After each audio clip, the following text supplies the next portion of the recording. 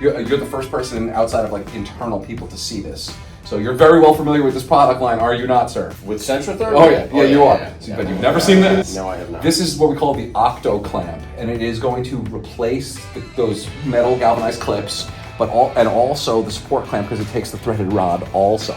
So once it's all said and done, and this is a ways out, like 2026, right? This is now the support clamp and connector rig.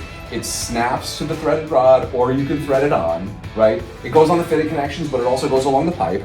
And it has, like, we call it the Octo Clamp because it has 8-way connective stuff. Like, you can go vertical, you can go this way, you go that way, you go parallel, you go perpendicular, the whole 9 yards.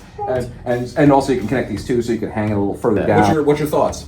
That is a beautiful thing right there. Kind of a game changer for InnoFlue line, right? Because it's also a hanger, that's insane. I like that a lot. Yeah. So.